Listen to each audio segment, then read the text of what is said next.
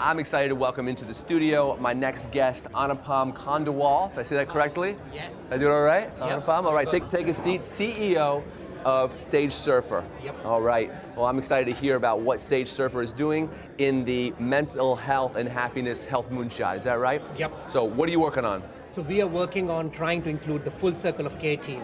So the idea primarily is, can we collaborate not only just within a provider and a client, but bring everybody ecosystem together, give all the personalization and context to the communication, and provide the right productivity tools to create sustained engagement and proactive interventions. Why, I've heard a number of people talk about care coordination. Why did you feel like that was a problem worth tackling?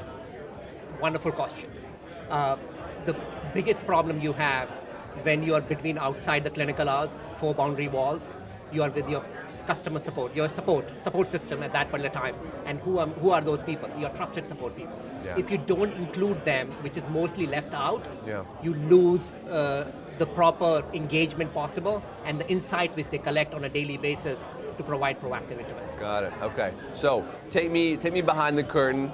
Tell me what the Sage Surfer platform really is.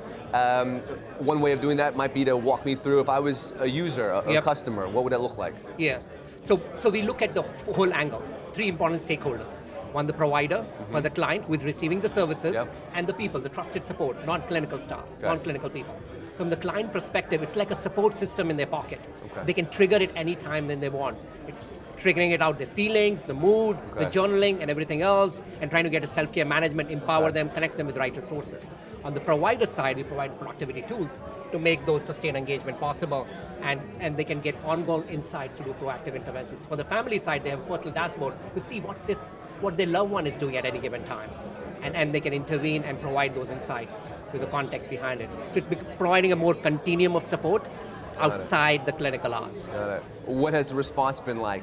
It's been fabulous. Yeah. So we have been working across the country with different providers, ranging from mental health clinics, to county system, to school-based mental health providers, to treatment centers, and so on and on. And lots of people are joining the team, and we're just looking to scale our operations further. Why is this something that you're personally passionate about? Yeah, so I lost my loved one 3.5 years back, primarily because of mental illness. And my co-founder has lost his son because of suicide. So it's very personal for us because because the care is very fragmented. Unless you don't include everything inclusive, you lost. Lots of things fall through the crack. And that's what we're trying to do. We're not just trying to make a patient engagement between a provider and a client, but include the whole people together. How do you feel like the care coordination platform can help with destigmatizing some of these issues? And that's partly what makes it lonely, right? Yes. Yeah, so we are working with lots of different organizations like NAMI, National Association of Mental Illness, for suicide preventions and suicide survivors, where people are very siloed. They don't want to take any care whatsoever. Forget about technology. We're trying to take them from the full spectrum of isolated to where they are self-empowered and they can take care. So the whole spectrum of stuff which is done on our platform. Very nice, very nice. Okay, so here we are in the beginning of 2020. What are you most excited about for the next year? So 3 important things. So we just completed NSF, National Science Foundation, in last year, this 2019, and we are growing and scaling our operations. We're collecting lots of data across different websites, different customers and all. And then we are raising our seed round. So we already have commit, and we're trying to complete our seed round to scale our operations globally. Okay. And why is it important to be at events like this? Like, what are you getting out of the festival? It's networking and talking to people, what's happening as such. Because I think you require the whole team.